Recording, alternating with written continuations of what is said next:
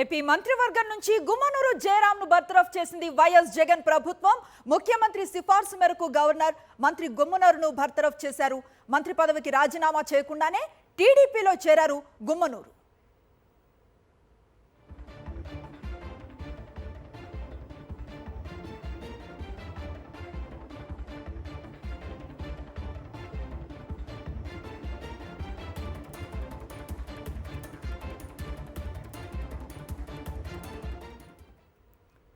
AP మంత్రివర్గం నుంచి గుమ్మనూరు జయరాంను బర్తరఫ్ చేసింది వైఎస్ జగన్ ప్రభుత్వం.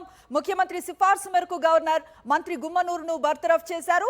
మంత్రి పదవికి రాజీనామా చేయకుండానే టీడీపీలో చేరారు గుమ్మనూరు. పూర్తి సమాచారం మా కరెస్పాండెంట్ రవీందర్ అందిస్తారు. రవీందర్, రాష్ట్ర కార్మిక శాఖ మంత్రి గుమ్మనూరు జయరాంను మంత్రివర్గం నుంచి బర్తరఫ్ చేస్తూ గవర్నర్ అబ్దుల్ నజీర్ కొద్దిసేపు క్రితం నిర్ణయం తీసుకున్నారు. ఈయన పార్టీని కాదని చెప్పి తెలుగుదేశం పార్టీలోకి వెళ్ళిపోయాను.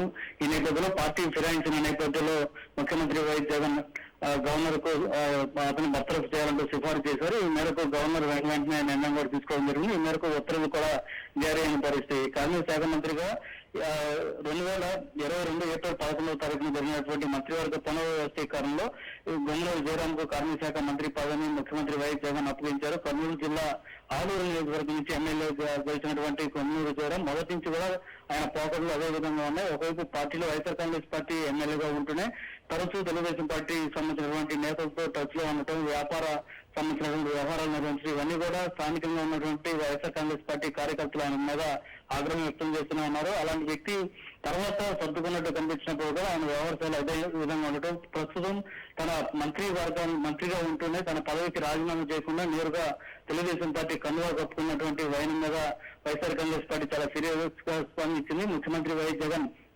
వెంటనే గవర్నర్ కు సిఫార్సు చేశారు. తన మంత్రివర్గం నుంచి కార్మిక శాఖ మంత్రిగా ఉన్నటువంటి గుమ్మనూరు జయరాంను బర్తరఫ్ చేయాలంటూ సిఫార్సు చేసిన నేపథ్యంలో గవర్నర్ కూడా వెంటనే నిర్ణయం తీసుకున్న పరిస్థితి కనిపిస్తుంది.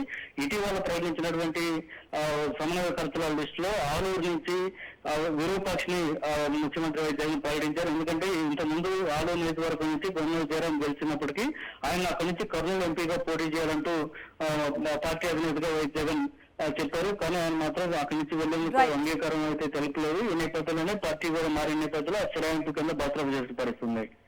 Thank you Ravinder.